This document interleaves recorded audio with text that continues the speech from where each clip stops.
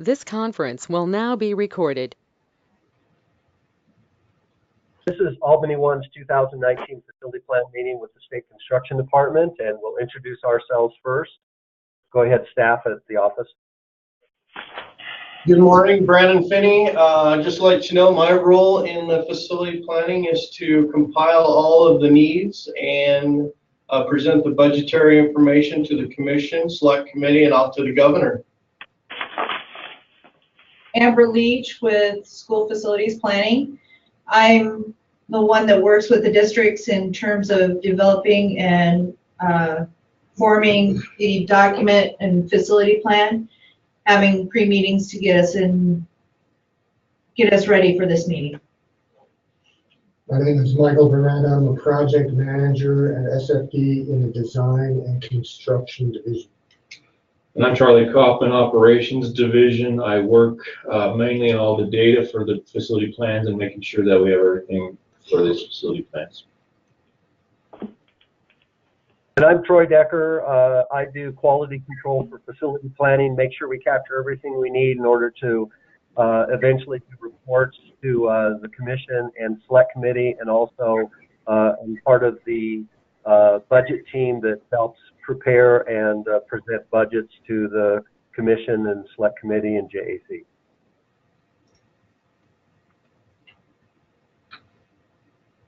Go ahead. All right.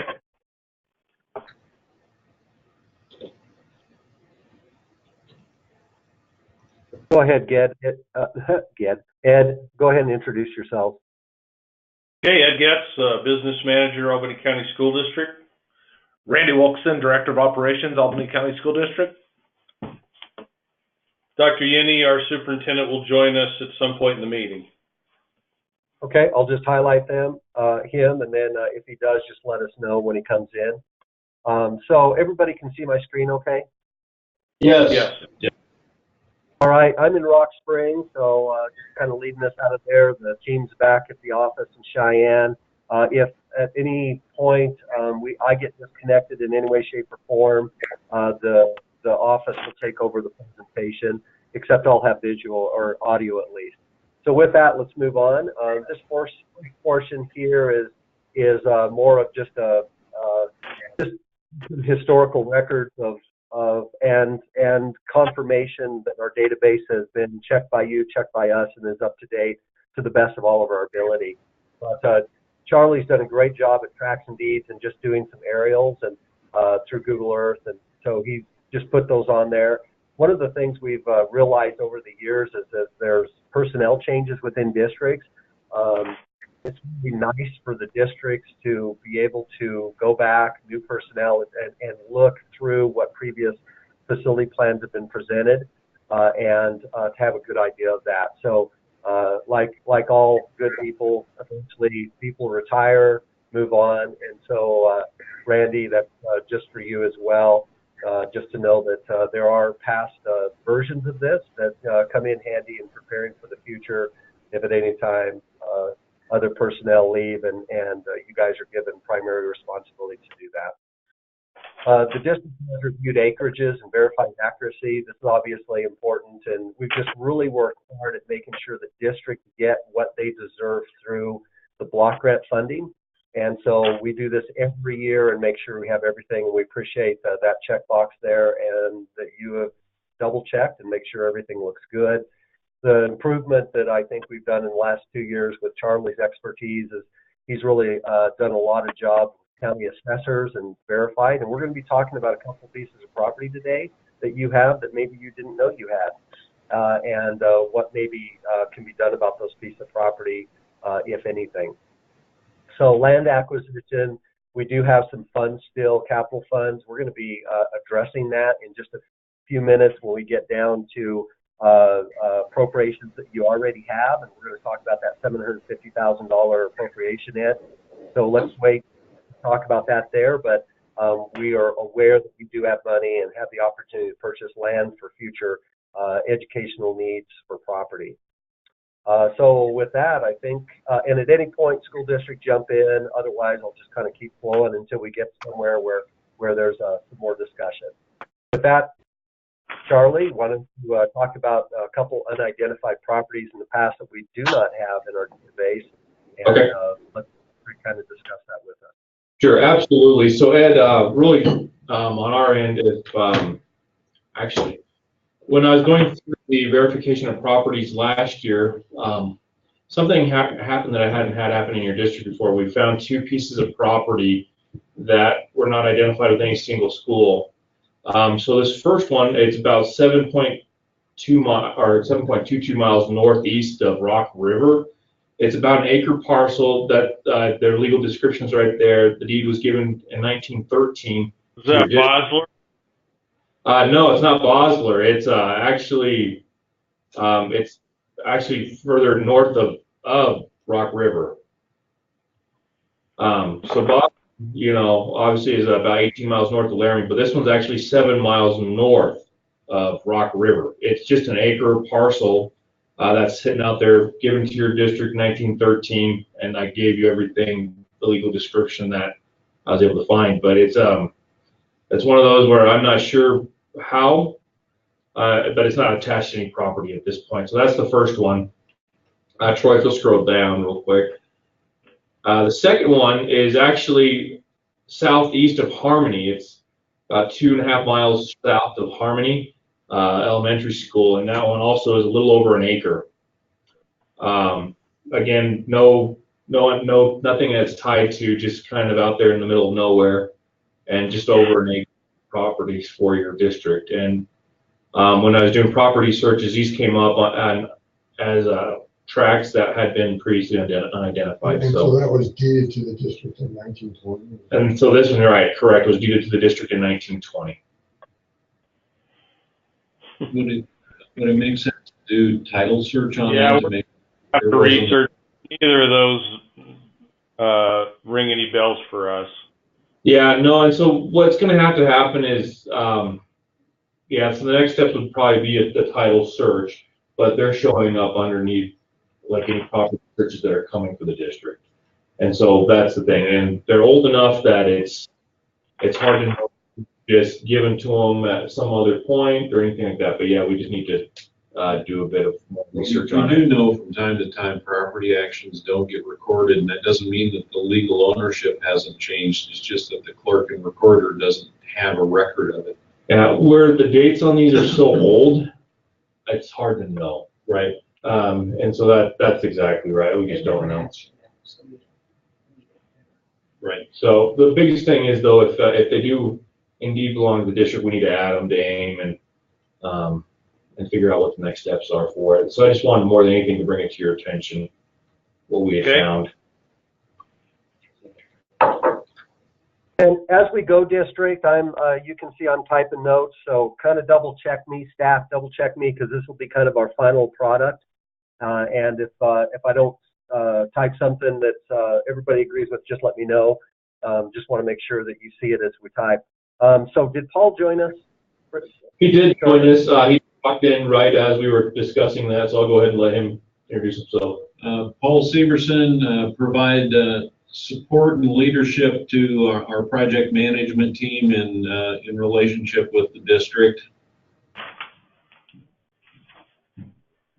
Thank you, Paul, for introducing yourself. Appreciate that. Okay, so we'll just leave it at that, guys, and school district will double check with you on there.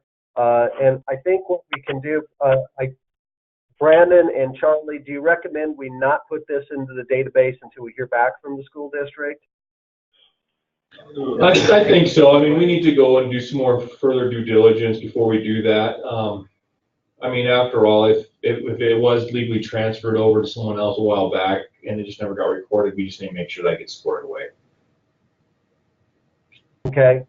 And then, and just how are we going to track that before next year, Ed or Charlie? How you want to handle that? Ed, I'll let you speak to that. How do you want to handle it? Well, I think we, I just need to get that information. If you can forward that to me, then we'll go to the assessor's office and find out about it. I'll look at my previous records to see what what there might be. So I'll get that to you, Ed. I'll get you all the trouble I have. Does he need any more than what you have right there, Charlie? That's everything that's pertinent to the tract. I mean, there really isn't much else to say. So this is going to be sent to you guys for signature, Ed. So you'll have it when your superintendent signs. Does that sound good? Yeah, that's fine. I mean, obviously it may have to change before he signs off on it, but yeah. That's true. Yeah, and we can always. I don't think this is going to hold up signature at all because we've noted that we're going to investigate and eventually add if you do own it. But whatever you want to do, I don't think it's necessary to wait, but because we have it labeled there and recognized, and this may take several months. Hopefully not even that long. Yeah. Good. All right. So I did note the appropriation for the land. We'll talk about that under the district appropriations update section down below. So I think we're good now on property. I don't know why that's down.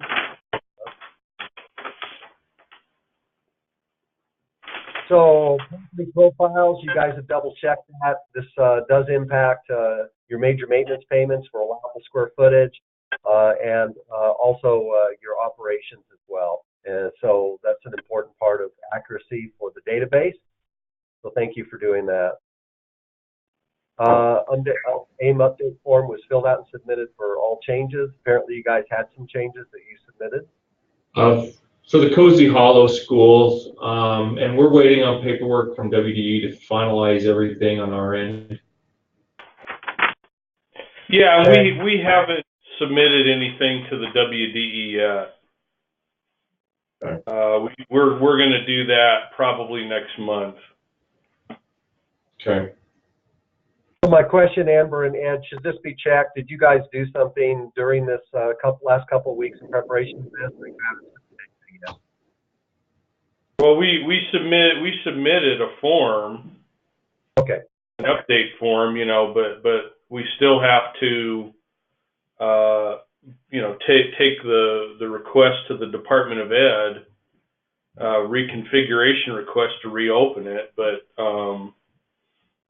we've only had preliminary discussions here, and so we still have to get the board to approve that, which won't be until next month. Okay. Gotcha.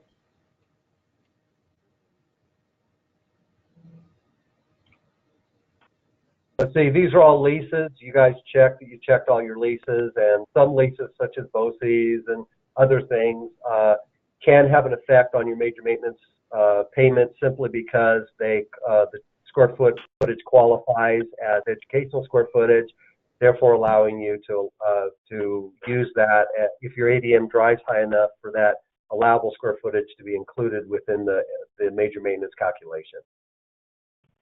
You've also reviewed your enhancements, so we appreciate that. That's a yearly report we need to give, I think, to Select Committee. And so we are talking about that Cozy Hollow. But we had kind of a conversation yesterday, Ed, as staff, and I just thought some good questions were asked from the staff. And so staff, if you could resurrect those questions, and let's talk about Cozy Hollow just for a moment. And we're not into running your district. We're just asking questions, Ed. So staff, what were your questions with Cozy Hollow?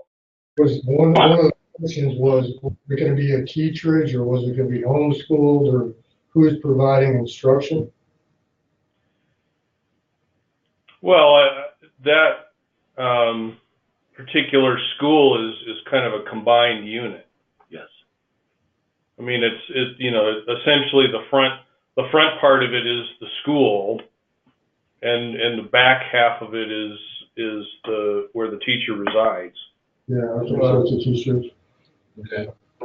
So I had another quick question on that one for the teacherage. So actually, the county assessor has you owning another modular a little ways up the road from there. That. Well, yeah. I mean, that's We basically there's two ranches owned by the two different parts of the Kennedy family. Okay. And this one, is the single unit. Yep, they're both. And then down the road is one that's actually two units that are connected, but that one has not been open for a number of years, and so, I mean, obviously we only want to use the single unit. Right, the one that was 2003 trailer. That doesn't sound right to us. I mean, that was, if memory serves, and Randy went up there, but I'm pretty sure that was the one that was up at Timber Canyon and got moved to that, because it's a single unit, right, Randy? Yes. Okay. No, I just, sorry, that's what your assessor had reported was the building date on it.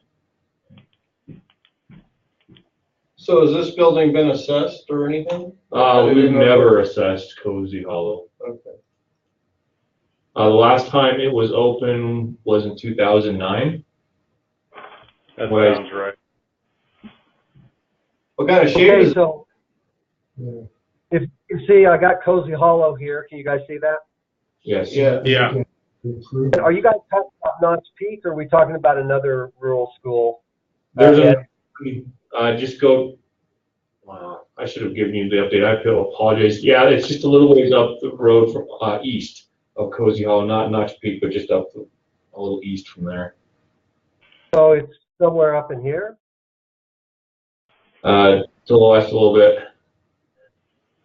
To the left? West, yeah. West. Yeah, right in that area. We have to zoom in to find it, but. Yeah, that's correct. It's in that it's in that area. Right, there you go. To the left there. Right there? Yes. Okay, so there is supply, but it is not open because this one is near the students, I assume. The other question I think they had was, why wouldn't, and this is just a question, Ed, again, I think there's a road here off of Cozy Hollow that kind of goes around and connects to Notch Peak, but it looks to me like that's probably a good 10 miles, maybe, give or take. I think it's further than that, and of course it's the issue of, not well-maintained dirt roads and whether or not the roads are even open in the wintertime. I mean, we looked at that issue with Notch Peak when we opened that school, that it just was not logistically possible to have a kid transported from Notch Peak to Cozy Hollow because, there's basically a mountain in the way.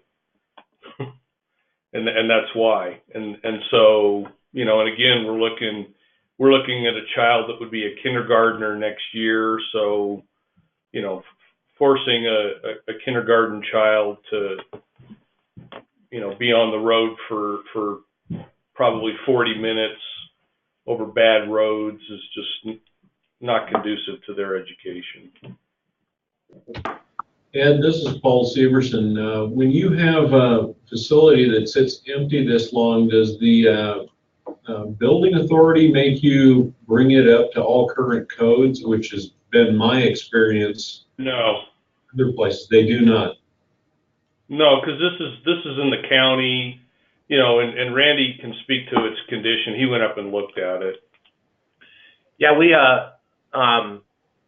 assessed it. We're going to have to do some works. Some of the outer panes on the windows and stuff like that were cracked and stuff, but nothing that would deteriorate the interior conditions of the school. There's just some work that we have to do, of steps, stuff like that. Working utilities?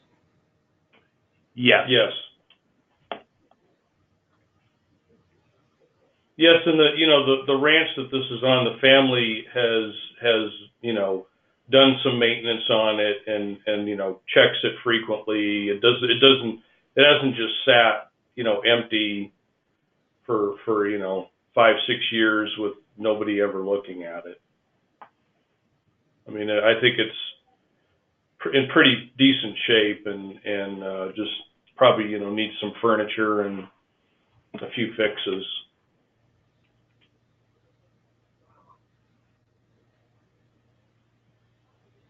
And then you guys have a teacher that lives there?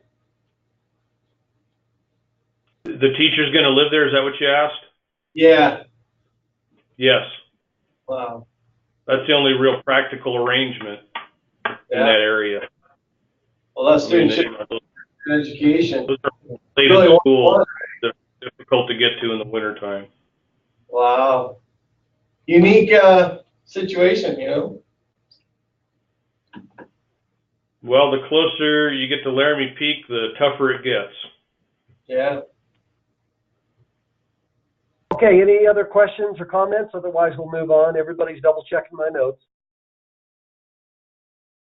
Okay. Yeah. Thank you for that, Ed. We appreciate it. So now we're down to the appropriations. Obviously, each year annually, we were required to review all projects, appropriations, see if there's any money to turn back to the state so that that money can be used and prioritized by the legislature if it's unused. So with that, let's talk about these. And project manager, Michael, if you will lead us through this, we appreciate it. Let's start with 1,000 there. So the Indian paintbrush modular, that one is expiring as a state funded item, right, Brendan? So that was really purchased, I guess, by the district, or what happened with it? Yeah, the capacity dropped and then it didn't qualify. And then Ed, you guys paid for it. Are you going to buy it or continue leasing it, or what's your long-term plans with that property? Well, I think looking at the capacity of Indian Paintbrush School itself, it being at almost 99%, we would request that funds, that those funds be allowed to be used to continue to pay for that modular.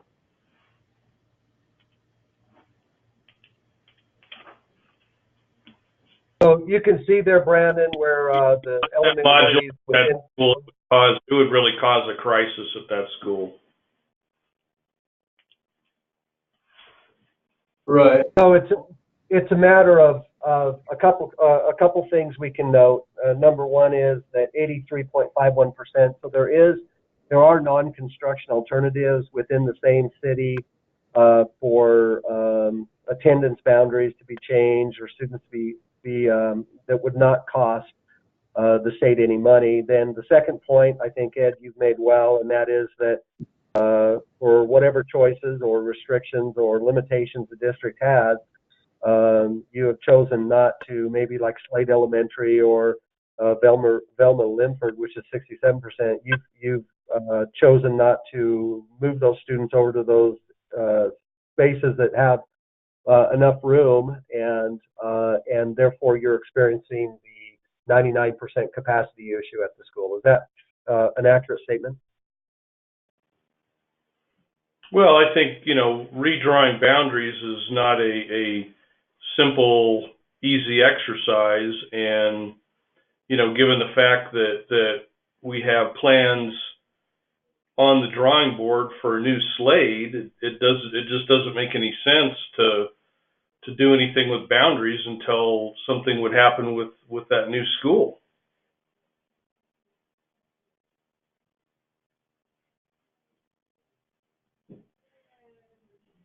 Okay, so I'm going to say district in town ES elementary schools.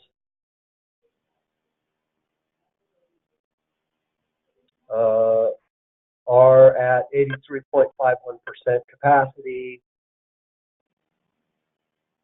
There is sufficient room at other schools to hold additional students.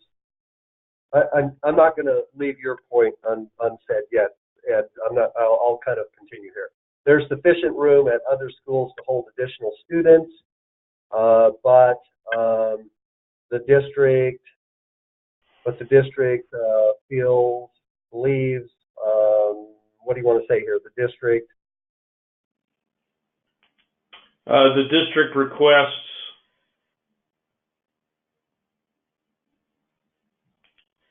that the modular stay in place to avoid a crisis.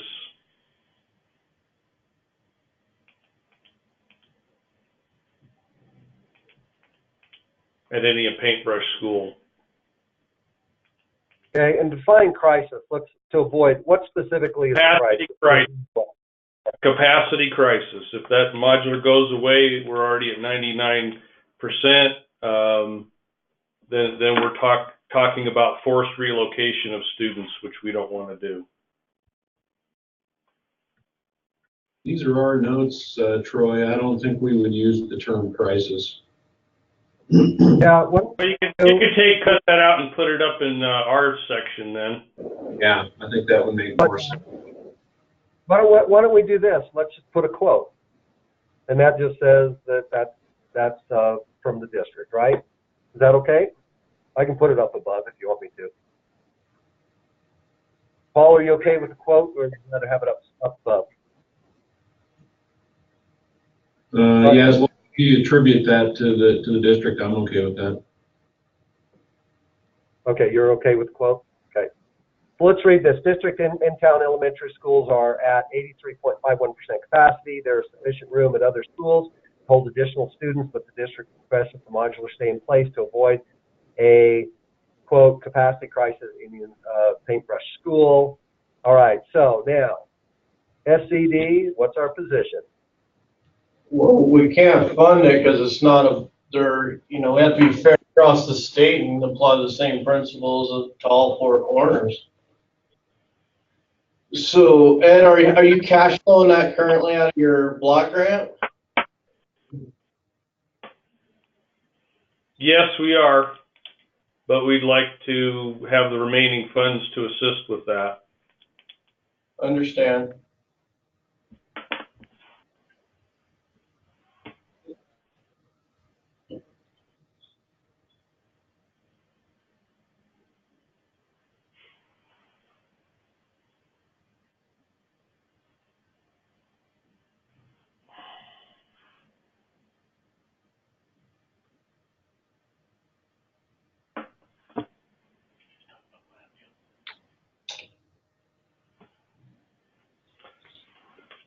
Just so you're aware, Dr. Yenny's joined the meeting.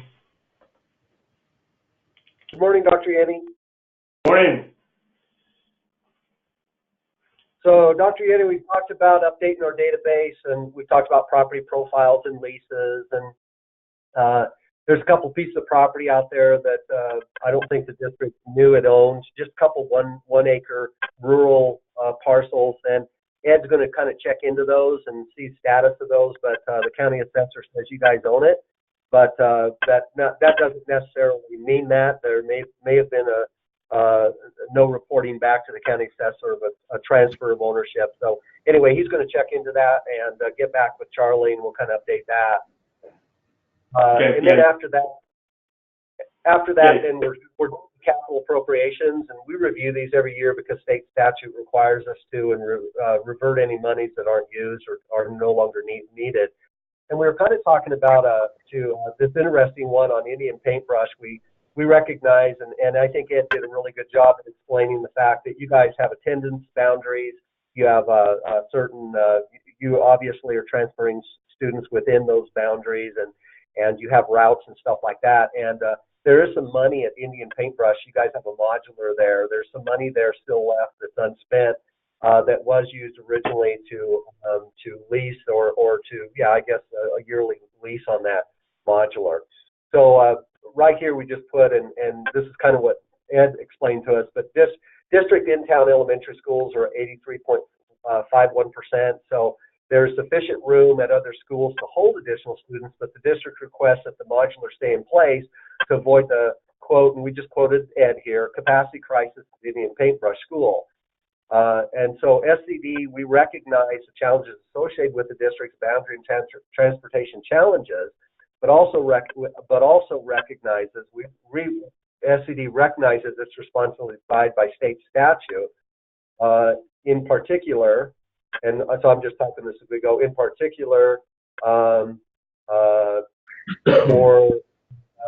SFC, that's the commission, to not request capital funding, request or use capital funding when non-construction alternatives are available. So basically what state law says is that it's really the responsibility of the school district to move students around and to take advantage of available capacity in other elementary schools before, and then when that's done and capacity reaches a certain percent for prioritization, then that's when we would have the authority then to request appropriations to be used or to be spent on a modular to help support that school until a permanent remedy is realized. So that's kind of where we are. So, and I'm trying not to beat around the bush. I'm trying to be just as straight as possible here so everybody understands. I think our position with the 83.51% or whatever it is I think our position, and Brandon, you can speak up. I think our position should be to return that money and revert it back, and then as you guys fill up and deal with the challenges of maybe adjusting your boundaries, and you get to a point where this can rise to the top, then we would certainly ask for, I think, long-term solutions for Indian Paintbrush and your district as a whole for capacity in an appropriation request. Comments by either the district, Brandon, anybody on staff? And this is Brandon. I would agree because of the number is at 83. If you're at like 95, 98 or something, a lot higher, then we should maybe leave the funds. But where it's at, I would say we clean up the account. And if the need does arise, we go ask for money. Let's go down here I since we're talking about. can't agree with that, so. I'm sorry, Ed, go ahead and say that again. I said I can't agree to that. You know, I think that there's still funds available that could be used to assist us, and I just think that, you know, that modular was put in place in order to deal with the growth of that section of town. So I think that, you know, those reasons really haven't changed. That's where all the construction is going in Laramie. And that is true, by the way. The growth, and we're going to look at that in a little later here, but I did do, when you're talking about the traffic light over at Laramie Middle School, junior high, I'm sorry, is it junior high? Middle school. Middle school. Middle school. At Laramie Middle School, there's no doubt that the growth in Laramie is going north and east. So we acknowledge that is true, that's where growth is. And we can have a continuing discussion on that as well, specifically on the traffic light. One of the things that helps to throw in the conversation. I guess if we're going to jump into enrollment projections, then we got some issues with that too.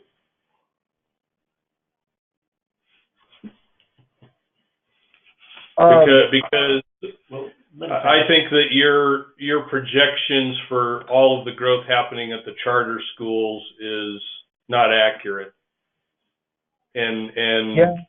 So trying to base decisions upon this, you know, even by Montessori's own admission, that they are going to probably limit themselves to about 100 students, plus the fact that that Snowy Range is not very far from their own capacity. You know, I question these projections that basically show us flattening out and then shrinking, while all the growth happens at charter schools that really can't deal with it.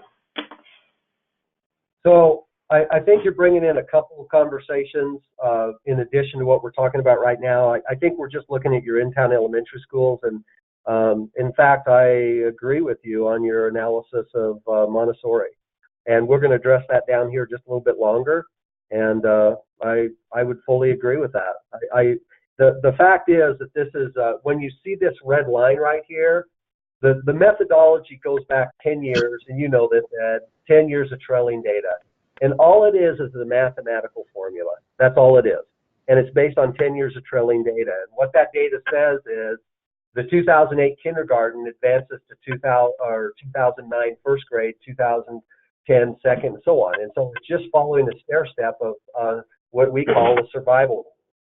And you can see here in kindergarten 2008, 254, in first grade they're 246, 298, 311.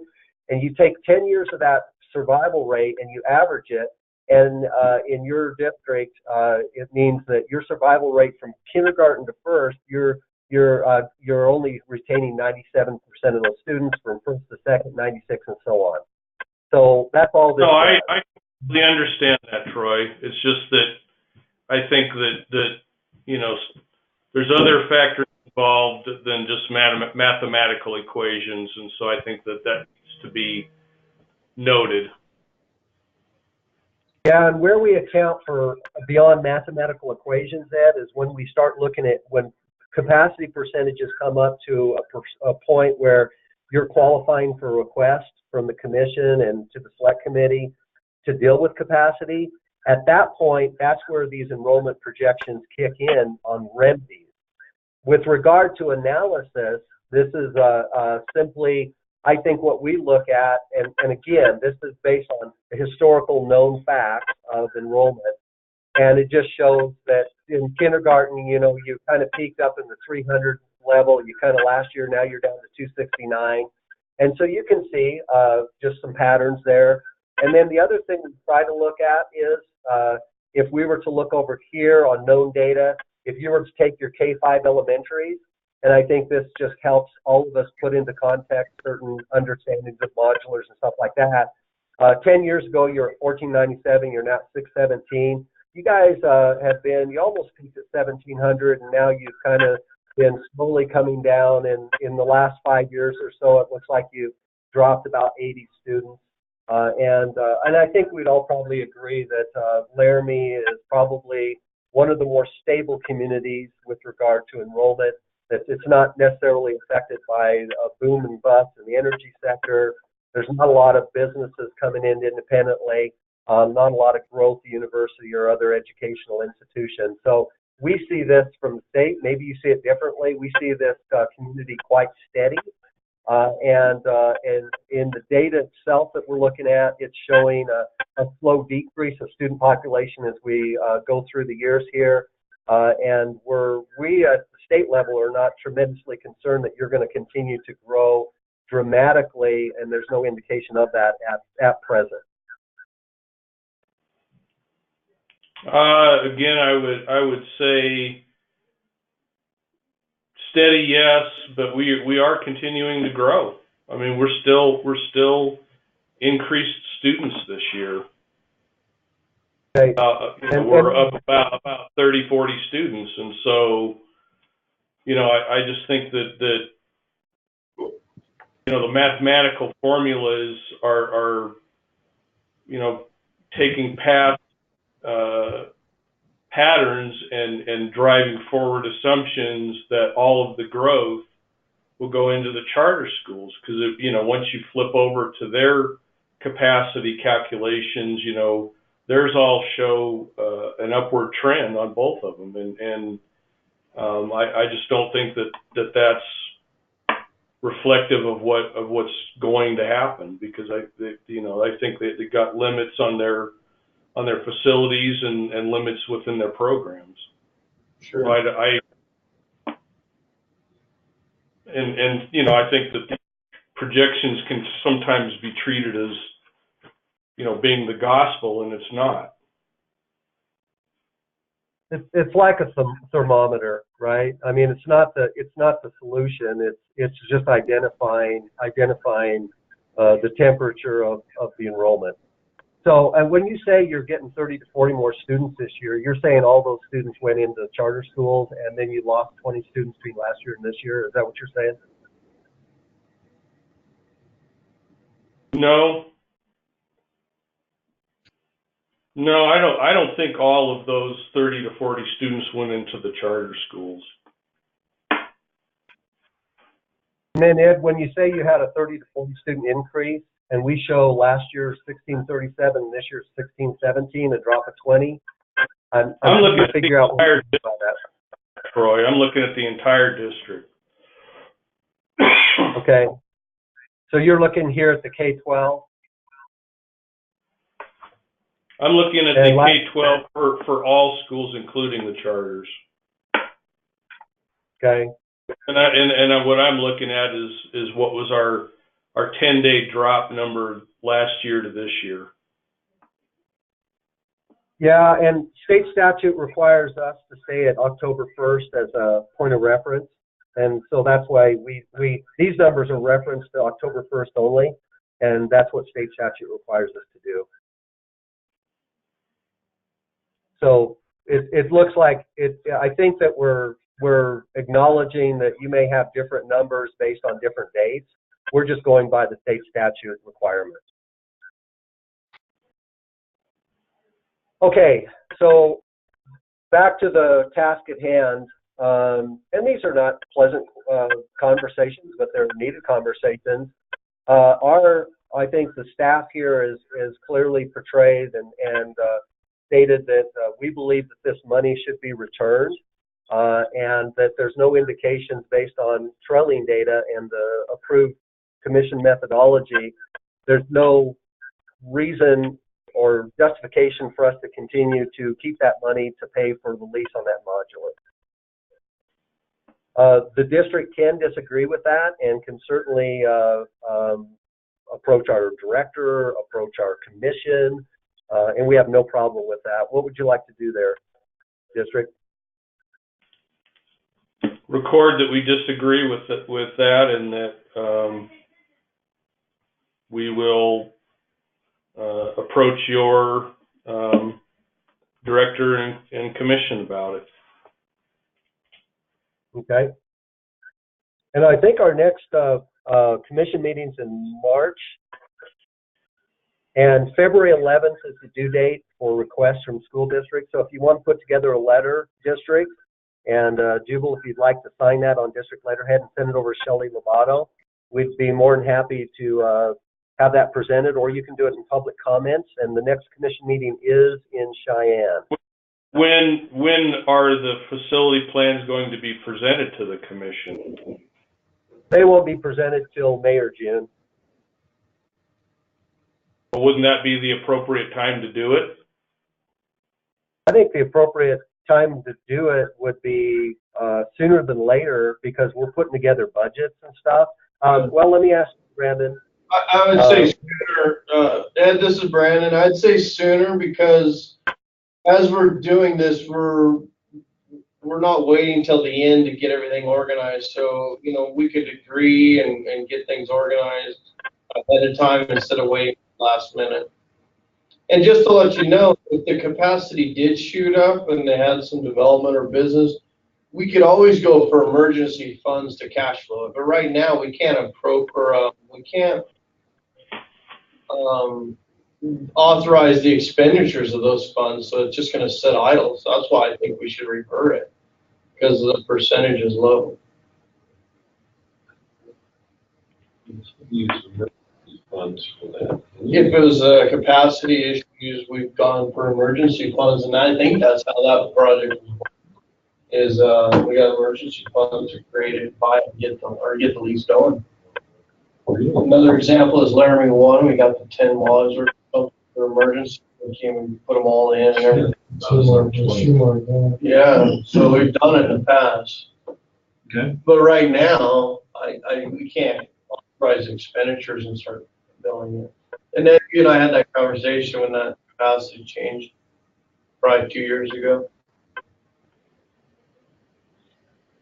And then district, we're going to get a new administrator and a new director. Would you prefer talking to them first and going to commission? Or you want to just go right to the commission? Well, I think we need to wait until those people are in place. So probably contact the next director first. Mm-hmm. Okay. And then you don't have to, we won't, so I guess what we're saying is SCD will not revert. Are you agreement with this, Brandon? SFD will not revert funds until further discussion with the next director and or commission takes place. Is that good, Brandon? Yep. I mean, and the pro to not reverting is that we don't have to use any other funds. We don't get into a cash flow problem. But we can't use them right now for the lease payment. Right. It's just sitting there and cannot be used, right? Yep.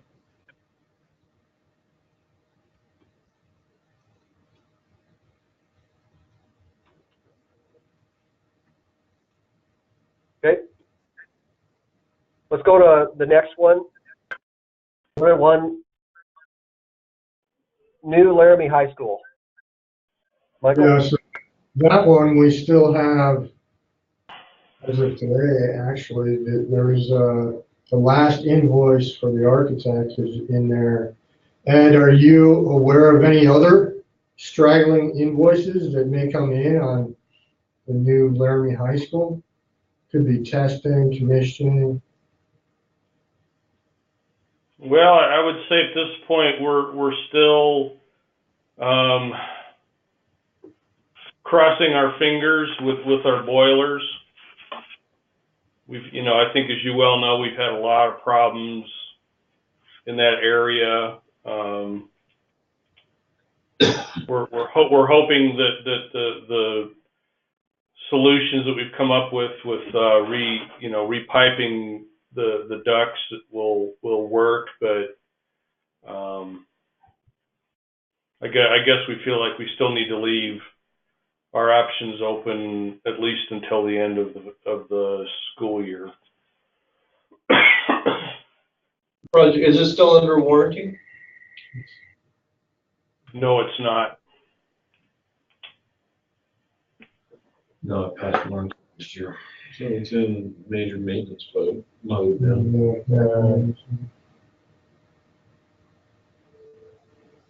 Which is not capital construction.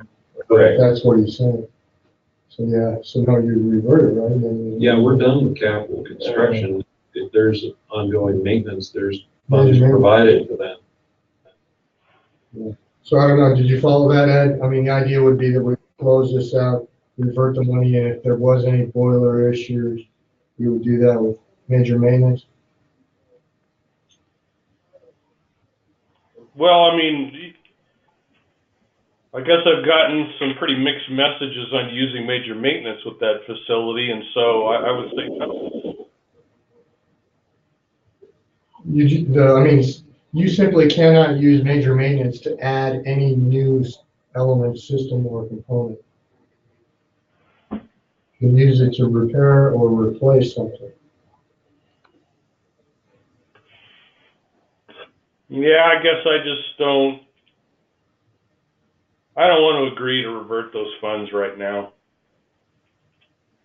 I'd rather wait. I want to wait till a new director's in place, and I think the picture is clearer on all of these issues. Because I feel like right now I feel like we're in no man's land with that building. Are you thinking hundreds of thousands, millions? I mean, I guess one thing there may be a kind of a midpoint of agreement. Holding 1.2 million is a lot of money from the state for other priorities that can be spent on by the legislature.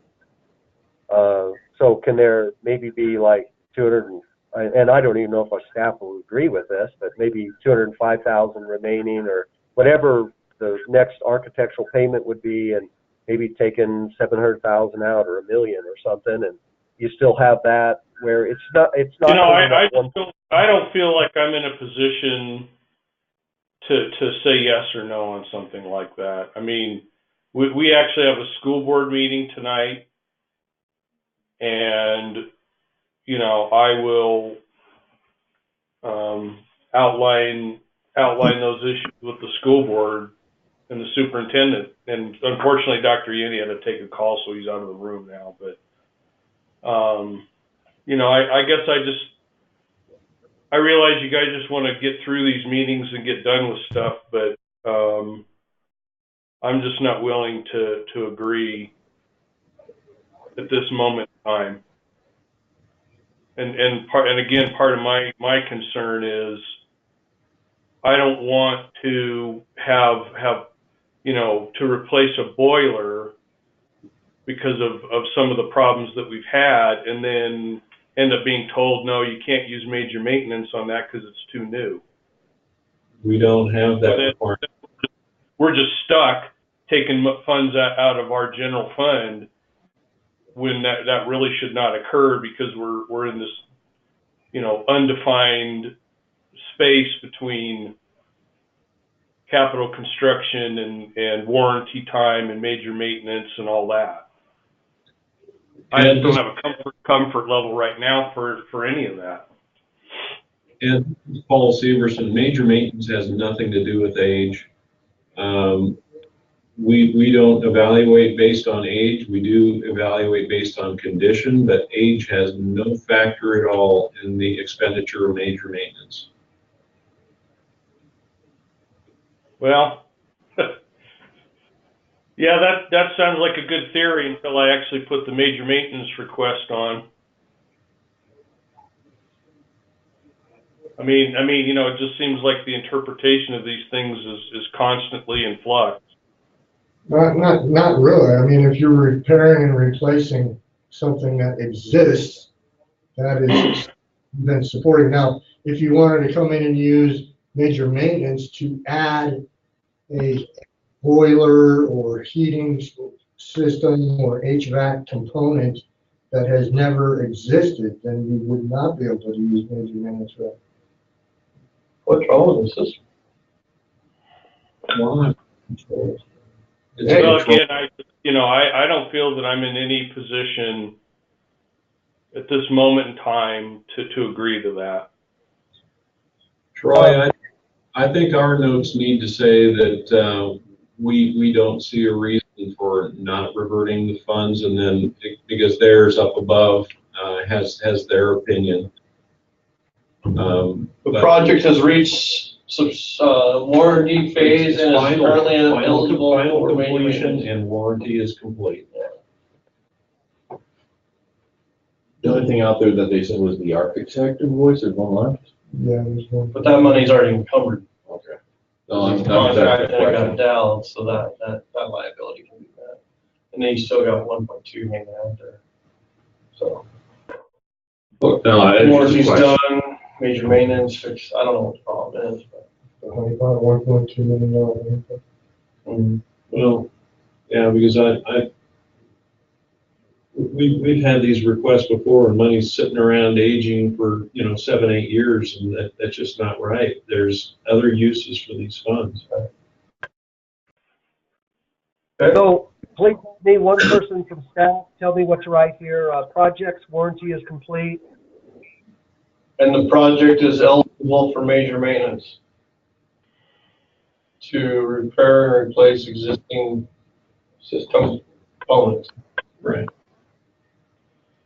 In addition, the elimination period or the waiting period for major maintenance no longer applies to these buildings. So that money is being placed on this building now. As of last July 1st, there is no phase in. And that was done specifically for this reason, because it is known that there is major maintenance that is not time related that needs to be done. That's why it's 100% funded from day one. Yep, they got rid of that last July. Right. So the state has already addressed this issue.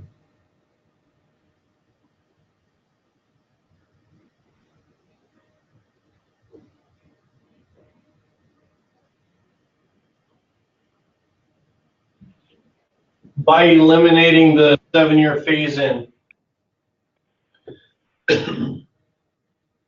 requirement. Or 7-year phase-in. Yeah, 7-year phase in.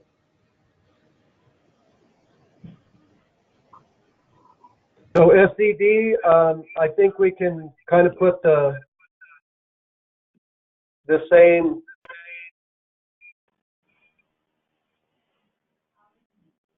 comment right here. Oh crud. There we go. I think we're going to move forward regardless of who our personnel are, and I don't want to suggest it, but we know we've sat for 8-month period of time without a director in the past. I'm not going to agree to wait. We're going to move forward with actions we are supposed to take, regardless of who our personnel are. So here's another thought. Why doesn't the district commit to going to the commission? Because we have a commission. And in March we can solidify it, or do you just want to go ahead and, you're not going to revert these for when, Brandon? They get done after the facility, all the facility plans are done, and they get in what? So, I think. So in I April. don't think it's, They go before in May, because in June we report all this to the select committee. We go. so Well, then what that's we're the at, approach we'll take. We'll put in a request for the commission as of May. on those two issues. Yep. And then that way, guys, SCD, that we're allowing the district, because they according to our rules, can approach the commission on anything they disagree with. Let's give them the opportunity in March, and then we'll make a final decision on this. Yeah, go in March, Ed. That's better timing. Yeah, I would agree. I think that's the right way to do it. All right. That's fine. Request by February 17th.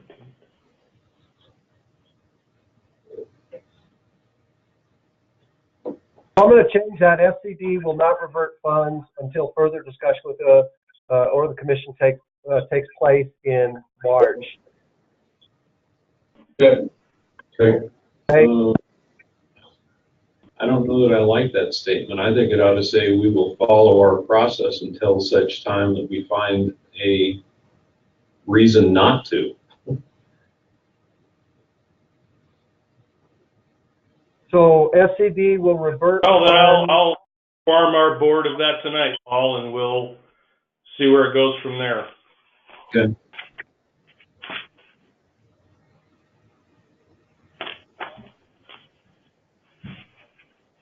So how about this, Paul? SCD will revert funds unless further discussion with the next director and/or commission takes place in March.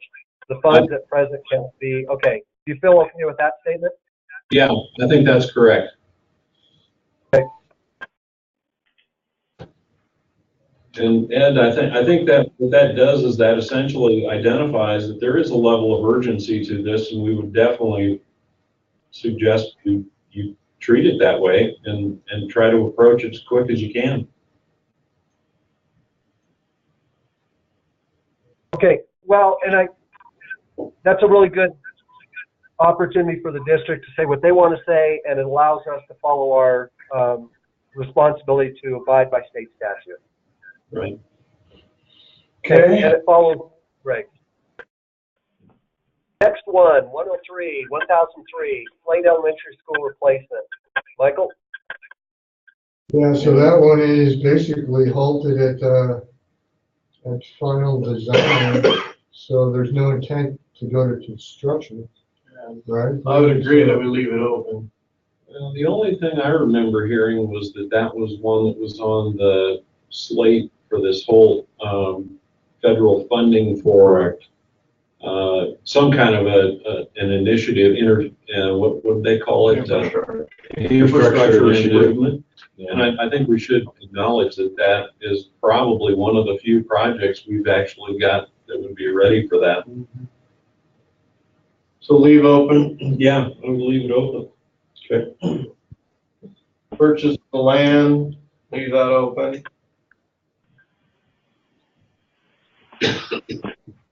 Where are you guys at on that land purchase, Ed? Say it again. I didn't understand you. On the land purchase, just where were you guys at with it? Status update? At this point, we're just evaluating, possible locations and trying to determine, what's the best way to address the middle school capacity and condition issues. So is that what that one's for, middle school, elementary, what, or any of the above?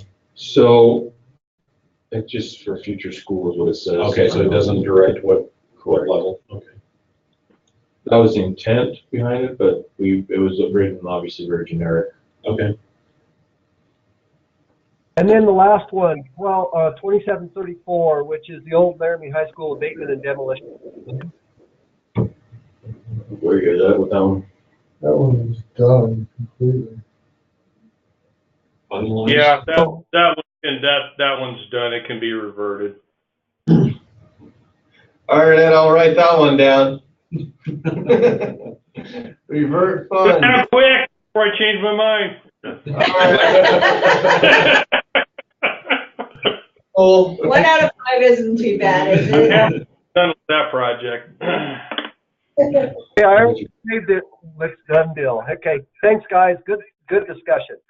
Let's go on to security. Project manager. Yeah, okay, this is Michael Burnett. We're just gonna recap security here. Current budget request in the JC draft bill, which is completely unnumbered, drafted December 2018, fiscal year 20, which is 2020, 4.9 million proposed for additional security projects. Fiscal year 21/22, 10% of major maintenance for security has been discussed in select committee to not be in fiscal year 21/22. Unlike 10% enhancement funds, continued 10% major maintenance is not assured in the future. Previous 10% security funding for major maintenance came out of 2016 House Enrolled Act 12. In fiscal year 17/18, the school district may expend up to 10% of the amount distributed under the major maintenance program for the period commencing July 1, 2016 and ending July 1, 2018 for safety and security building and facility needs. 2018 House Enrolled Act 62, fiscal year 19 and 20, the school district may expend up to 10% of the amount distributed under this program for the period commencing July 1, 2018 and ending June 30, 2020 for safety and security building and facility needs. District written requests for CAPCON funding revisions will be honored. Moving funds between project appropriations must be in writing and acknowledge no backfill funding. SFD will honor change agreements made by SFD that are captured in written record. The goal of security funding is intended to give each district an equal opportunity to provide consistent standards for Wyoming K-12 schools. The School Facilities Commission and Select Committees for School Facilities have continued to identify concern with the slow deployment of funds. Other potential funds available to meet school security needs are Homeland Security funding, as well as Department of Interior and private grant funding. Recap on security conferences. We had a security conference October 2017. We had one March 2018. October 2018, and we are now currently looking at dates and locations for 2019. Ultimately, the final question here is there anything else that SFD can do to help the districts or your district move any more security money? Simplify the contract form. Yeah. Well, You got that comment? Yeah, we're working on that. So we do have a committee with the Wyoming Contractors Associations, a couple school district people are on it. And I got to talk to the AG's office Monday. And one of the projects is to overhaul the contracts, get some simpler ones for littler stuff, you know. Big projects, you need more detail, but so it's in the works. Hopefully we get some good progress this year. All that stuff. Yeah, I mean, that's really the concern because we fought our way through it with our communication project and used the funds that the district had allocated. But Snowy Range Academy, it's too big of a barrier for them for $14,000. And so, once that contract form is simplified, I think that they can probably access the funds, but it would also make it better, with any future capital construction allocations for us as well. Yep. Yeah, it'll take some time because we have to get approval from the AGs. We got to get some buy-in from districts. They'll be working through it. Also, the commission has to approve it. So there's a cycle time that'll be somewhat cumbersome, but once we get through the hurdle, I think it'll be a good thing. Okay. And this security funding can only be used in building situations, correct? For example, we're looking at putting a system onto our buses. This would not cover something like that, correct? That is correct. It's facility based only, so you can, when you said building, it can actually be utilized on site work, but it can't be utilized on non-capital building facility equipment. So yeah, this one is limited to the building and its site. Hey, Paul, here's my sense of humor. Can a bus be considered a modular for temporary housing? Well, I don't know. Does it have jack stands? If it does, then I think we're probably good. We could weld some on. Sometimes they do. Okay, let's go on, guys, to capacity if we're done there. Okay, so capacity, I think we've had a robust discussion on that a little bit. Charlie's done a great job at breaking down based on the October 1 numbers on each of your buildings. And then we already looked at the analysis for your elementary school at 83.51 in town. And then your middle school is at the 96.56%. What was the junior high again? 96.6. Did I say something? We just wanted to look at the junior high. We're just looking at the junior high, sorry. Okay, no problem. Excuse me. Well, So when we go down here, which we've already again debated, but middle school is kind of maintaining. I mean, it's been going up, been in the mid 700s, and then last 3 years, 788, 808, and then it's kind of leveled off just a little to 805. And so what we do, and you know this, Ed, we just look at a statewide list, which doesn't mean as much as it used to, and we'll explain that in a minute. But for you guys, you are a medium capacity according to rules and regulations of the commission at 96.56. There are 7 districts ahead of you for consideration of above 100%, and they're looking for appropriations or some kind of remedies, non-construction as well, in order to deal with their capacity. So anything else, district, you'd like to say about this? Well, I think below that, there's a section for comments on capacity. Okay, I've actually written a response to that comment. Okay. So you said you disagree Well, I with guess I would add to that. I would like to add to that. Oh, go ahead. Montessori, in their facility plan, has indicated that their maximum enrollment for their program is 100 to 110 students.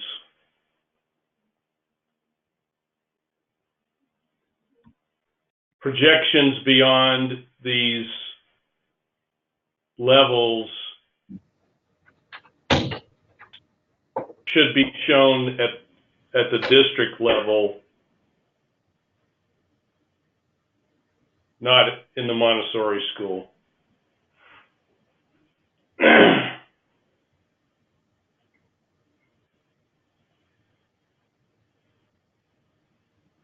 I was with you except for that last statement. Could someone interpret that for me? That last sentence. Well, when you look at their capacity projections, I mean, they're showing that they're going to, when you guys go out to the furthest time period, it shows that they're going to be up to like 180 students or something like that. And so ultimately, the overall capacity or the overall projection for enrollment is still valid at a district level. It's just that continuing to show that growth in the Montessori school is not accurate. It should be shown in our K-5 elementaries.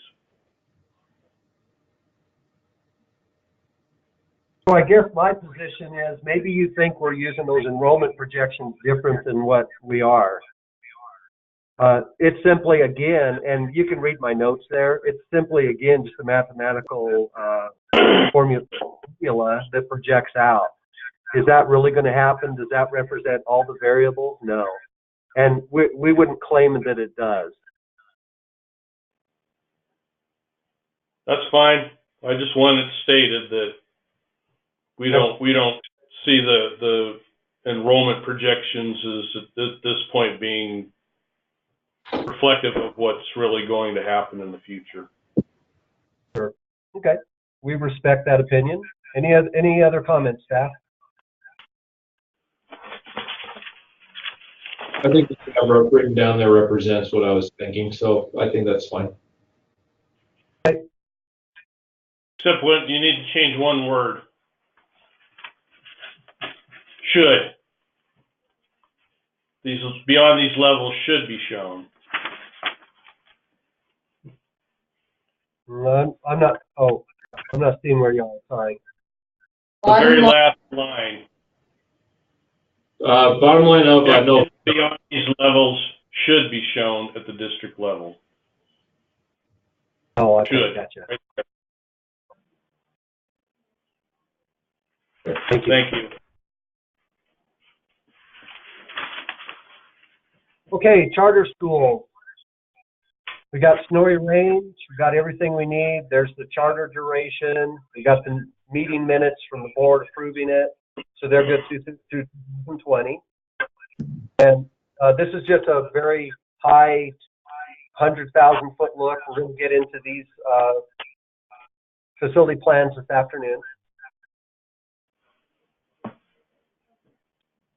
And it is in the district-owned building. And then Montessori School, charter's good through 2021, board minutes. It's in a leased building, the church.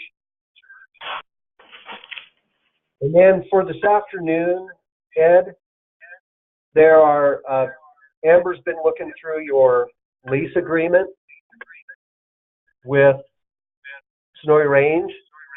And we wanted to talk about, and all I want to do, Amber, if you could give me some, like 5 points that we're going to talk about this afternoon so that Ed knows what we're going to address and he can prepare for that. So working with Elise in the last couple of days, Amber, what are the main points that we're going to discuss this afternoon? Okay, I will email everyone those 5 points so that we're all current on what those points are.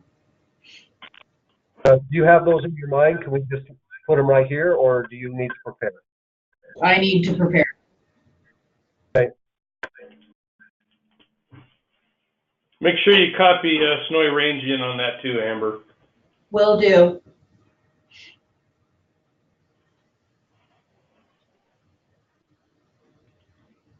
Thank you, Amber. Condition. Here's the statewide list. I think the one that applies to you, I think, is ALB01 Slade Elementary, is right down here at 0.38. I don't. Oh yeah, Biden Elementary is at 0.32. So probably top in the top 20, top 30. So it's on the, I guess, a horizon looking at it from just a purely condition list point of view. Here's support facilities cross state. I don't see any ALB01 in the top. Here's your district as a whole, and it just lists your worst to best condition schools. Same thing with your support facilities. Everything looks in pretty good condition there. And guys, I just took rules and regs and kind of just put a section there just as our notes. And other than that, I really didn't have anything else to talk about. But district, how about you? Well, I think, on the unique items, I had information about the traffic signal. We'll get to that in just a moment then. Okay. Major maintenance, thank you for updating your statuses in our AIM database. Appreciate that. I think we've already talked about your major maintenance balances, 10%, 8%. One thing we want to encourage you, Ed, and we've kind of talked with our attorneys on this, there is no difference between 8% and 10% with regard to what you can spend it on. What we'd ask you to do is when next time you have an enhancement, if you could use up your 8% so we can just zero that out, we'd appreciate it. We're working at it. Perfect.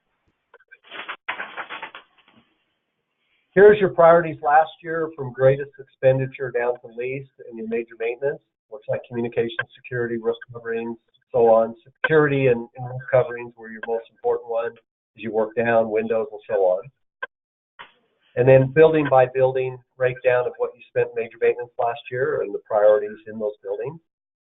Anything you want to say about your major maintenance expenditures at all? You don't have to say anything. We're just this is just a record for a permanent record to show what your priorities were last year.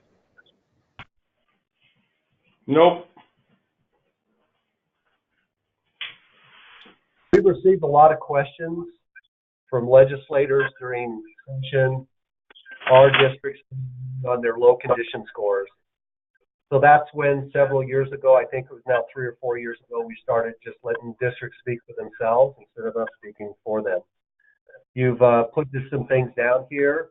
I would say that my only concern, well, my concern here on Slade Elementary School, if you're waiting to do stuff based on Slade Elementary School, I can say that we can confidently say at the State Construction Department that we have no idea when Slade would qualify for requesting capital funds. So at this point, we have no marker by which we can say you may get monies in 3 years, 5 years, 10 years, 20 years. There's nothing that we really have that would be a point of reference to encourage you in that area at all. We're indefinite in our answer to when you're going to get capital funding. We understand that, and we have done some necessary major maintenance on Slade. We've addressed the roof, and we are also looking at addressing the electrical systems and alarms.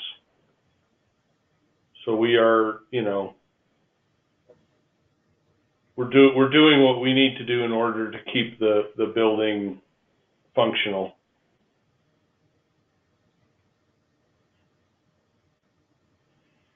I'm not trying to put words in your mouth. I wouldn't say structural integrity. How about if you say roof integrity?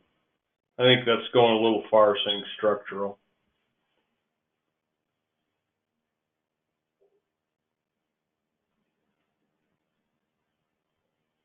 Can I say and other buildings as well? Yes. Okay. Yeah, we've done the same at Vital. Perfect.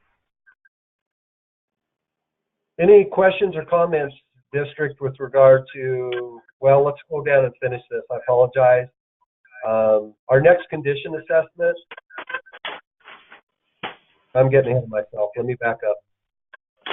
Next condition assessment's coming around, and so we just put this so that you'd be aware that it is coming in. I don't think we need to discuss anything, but any questions on the next condition assessment? No, other than the fact that we would not be very excited about being the guinea pig for setting standards with the group, and then having that being used as our assessment.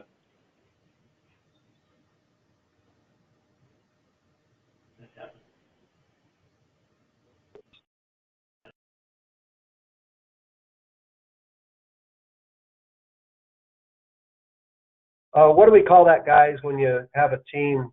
I always forget it. It's a C or D word. Calibration. When you take a team and you make sure that they are all doing the same thing at the same way. Calibration. Thank you. I never can remember that word. So I'll just say ALB01 does not want to be included in calibration activities for the next assessment.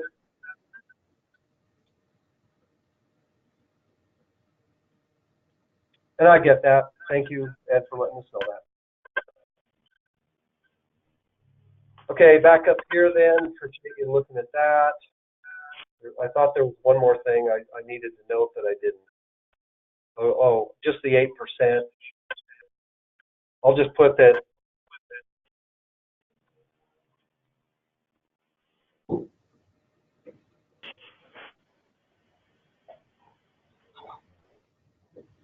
You want to add the lab school discussion? Sure. And where? I'll follow your lead. Probably unique. Yeah.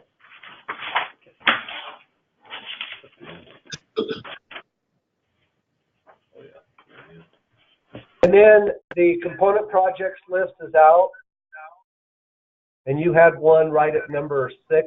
It was rated. This is pending commission consideration and Yeah, for Rock River. yes. So just let you know that's moving forward. And in order that, what happens is our director works with the leaders of the legislature and the governor, kind of decide how much should be recommended in budget requests. And so if they say 10 million, then we'll be able to go down through number 4 on this list if the commission approves the list as it is. If they say 15 million, then we would be able to cover Rock River.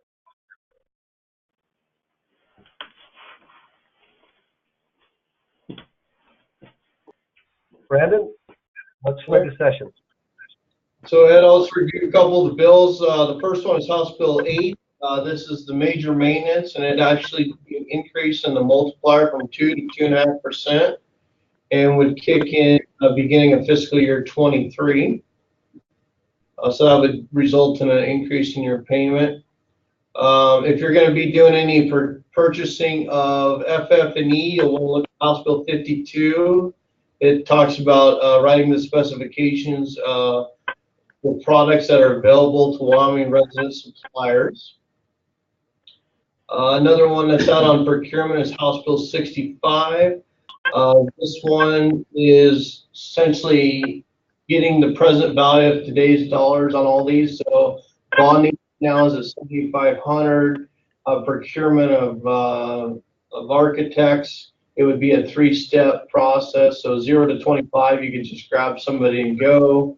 25 to 50, you'd have to get some proposals, and 50 and above, you'd have to then do the full-blown process of procurement.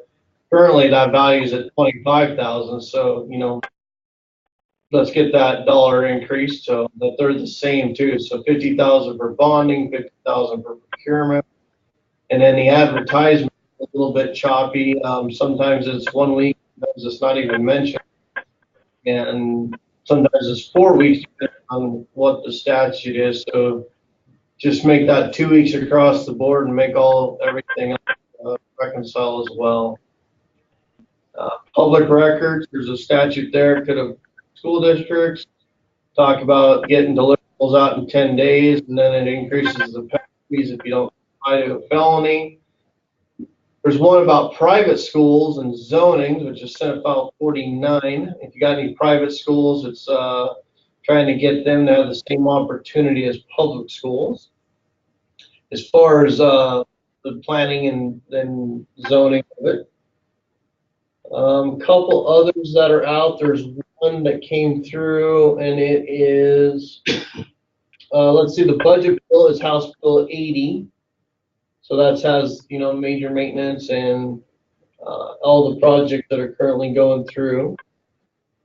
And then another one would be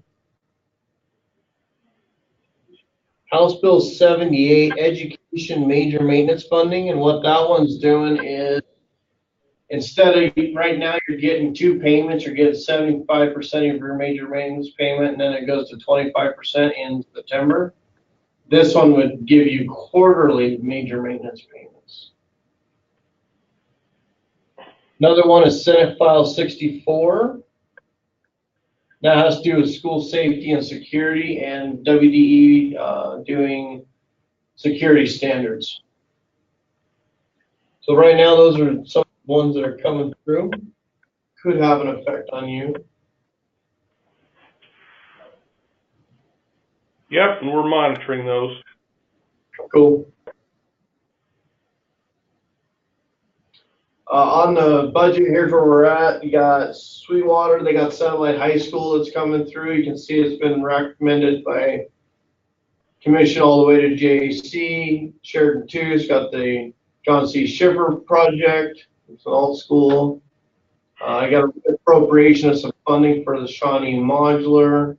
Montessori charter school lease, that's coming through. That's for their additional students, so they added on that lease that we'll be talking about later. A little bit of unanticipated for the capital projects. Security, you would benefit from this. It's 4.9. That section in the bill, it says that you can spend this on any of the 20 elements. And also it takes the old money and reappropriates it and brings it forward and allows that old money to be spent on any of the 20 elements. So that'd be good if all that went through. And then major maintenance, when we ran the calculation, we were, the RS means number went per square foot, so that price would go up, so your payment would be increased as well from there. And then there's another chart down at the bottom. But the 2 main that would affect you would be the security and the major maintenance.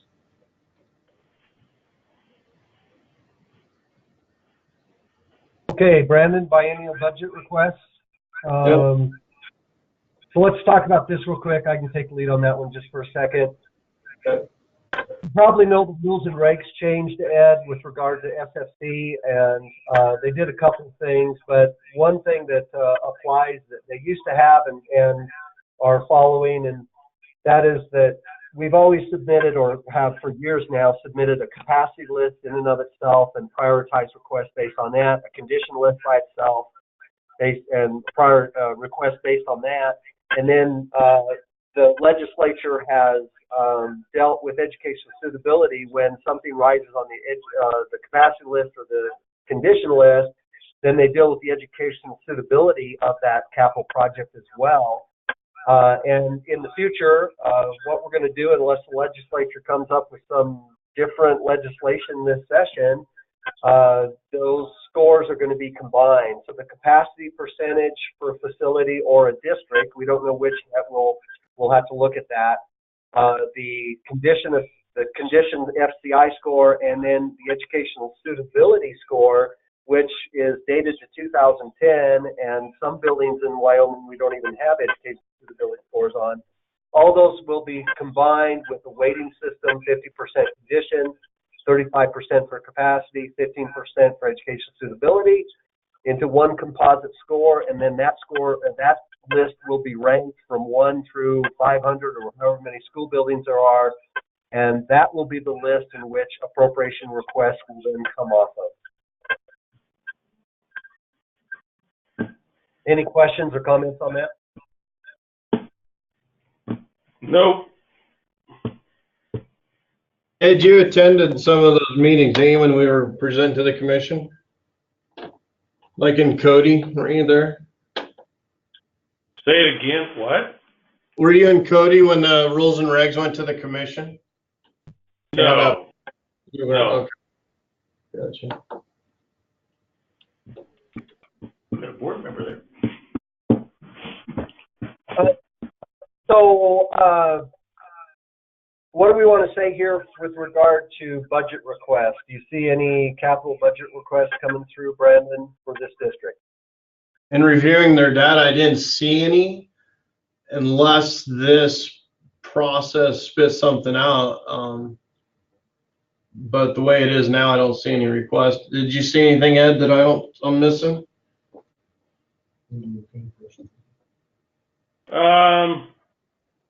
You know, obviously our hope is still to see something occur with Slade. Right, and that's where I was saying, you know, once this methodology is developed and put to practice, depending on where that falls on when you do this calculation, then that could be an ask. But right now we're so in the infancy stages of getting that implemented. It's sort of hard to see where that's going to shake out. Everybody saw what I typed there? Looks good to me. Okay. Doesn't like my English there. Okay. Okay, unique ideas, concerns, issues.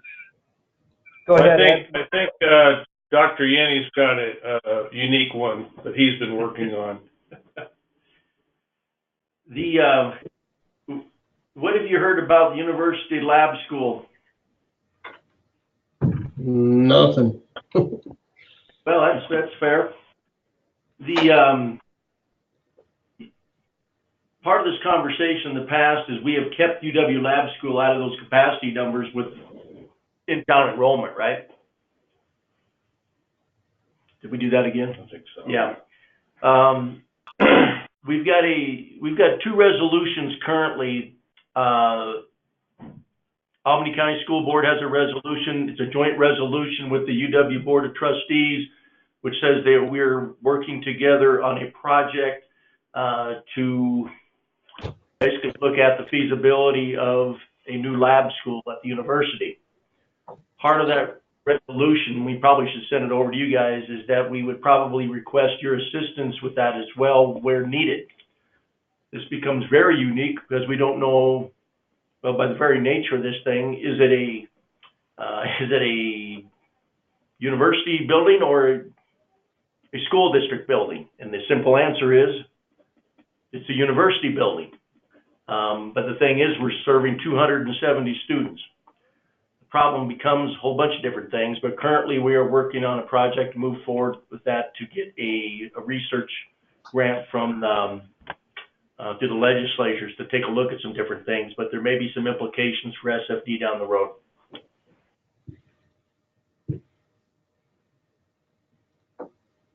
So are you guys, you said the district is equally involved in those discussions? Yes.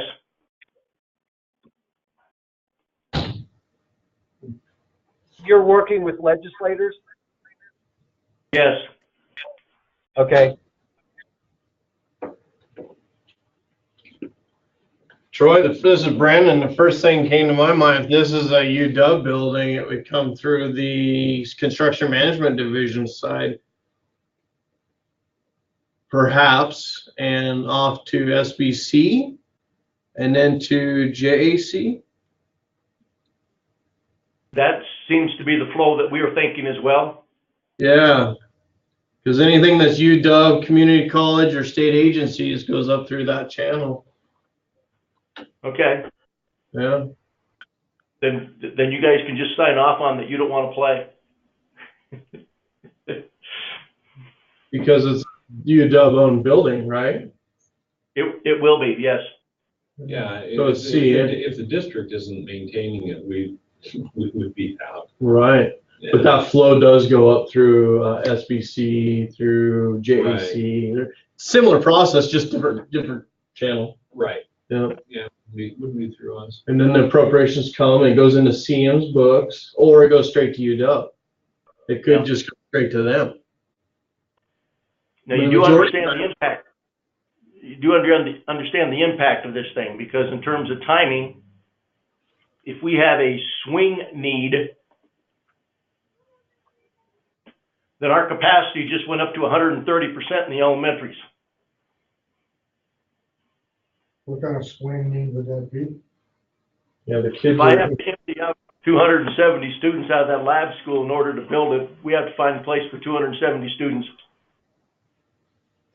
Gotcha. Okay. So they're in an existing facility at UW. They're going to build a new facility. Which would close the facility they're using Close right the now. existing one. Could they stay in the existing one while the new one's built? Well, that's what we're hoping. I mean, obviously, we're not going to put 270 students on the street, but I'm just saying that there is some impact that when we start talking about this thing that we need to start thinking through. So on the UW side, they do, what is it called, phase 1, phase 2 studies? Right. Are they through any of those studies already? No, we are requesting that phase 1 study funding to move forward. So yes, we are understanding that this is a UW project, and we are, but because it affects Albany County students, there may be some implications that we have from and maybe just FFC actually, but if there is some impact that comes through the SFD, then we probably need to have some conversation early on. If not, then we just need to go ahead and say SFD doesn't need to participate, and it needs to go through the channel, and anything, the building requirements, then can run through the SFC. Right. Yeah. And when we fund a project and it requires swing, we go get the funding for the swing. And if that's funded through some other mechanism and it requires swing, it'd be funded through that mechanism, not through us. Okay. Just keeping you guys in the loop. No, that's good. Yeah. Because we're starting our facility planning and stuff later, so. Budgeting. Thank you, Dougal. Appreciate that insight for us and foreknowledge. It probably won't happen for 10 years, but you never know. Yeah. Maybe you guys could do something with the east end of that old Walmart building for swing space. 270 kids will not fit into that space, I can guarantee you that. We'd have to have, it'd be like bunks is how we would fit the kids in there. Oh, I tried to say that with a straight face, but apparently you saw it even though there's no video camera on it. So. Yeah. Okay. Thanks. We noted that. We'll keep our eyes open. And the great thing is we're the state construction department, so we'll be involved in whatever happens. Agreed. Okay, next one, traffic signals. So it looks like you guys, the municipality, the city is talking to you about, and I assume it's because of the growth of the north end of Laramie. There's more traffic coming down. I think that's Reynolds, and there's more demand on these intersections.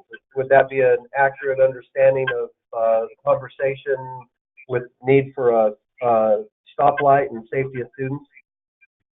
Well, and then I would say increased traffic on 22nd as well. 22nd, yeah, going south and north. Yep. Yep. Okay. So staff, they're planning on a traffic light there, and the city's asking them, can the district financially participate in the project? So the district is saying, hey, our share would be about $150,000, and SCD, what do you think? So I did a Google Earth, highlighted this intersection right next to the middle school. And then we talked with Dell and the executive team on Monday about this district. And so I also, out of our rules and regs, what you're talking about is off-site infrastructure. That intersection is not owned by, I take it, the middle school or the district. It's a city street. Correct. So the closest thing I could come up with is on-site and off-site infrastructure. And I just put the rules and regs in here. And then I talked to the executive team, and this is what we came up with. Prioritization of capacity requests is addressed in the above biennial budget request section. Let's see. Funding for off-site infrastructure can be considered when a project is identified through the planning process. So in other words, we still are at the same point as we are with any other project. We've got capacity concerns, condition concerns, and then educational suitability, which is yet to be defined completely throughout the state. And so if something like a capital project were generated from that combined methodology for prioritizing projects, then we could address off-site infrastructure as part of the project in addressing the middle school needs. But it would require the middle school to be generating some kind of capital project first in order for us to consider off-site infrastructure needs for that remedy for that school. Yeah, so essentially it's until we're actually doing something with the middle school, that's just not going to be a part of the process until we're in that, doing that work with the middle school. Is that correct? It is. Yeah, and I mean, most of the times we do a traffic study. An example I can think of that we just did was in Cheyenne with the new Cary. The way they had it positioned, new site, traffic patterns and all that, and we had to do analysis with traffic engineers, and it determined that we needed it here because of the school. So this is a little different because the school's already there and running. Right, unless there's some kind of an optional change that your capacities are somehow changing, it would be difficult to see why you would be responsible for any additional impact needs, because you've already taken care of that when the facility was built, whatever it was 30 years ago. So you haven't substantially changed your program. I don't know why they would be requesting your participation in something that your impact has been quite stable over those years. Do they just need some help with cash flow, or? That just falls under the heading of it never hurts to ask. Oh, yeah.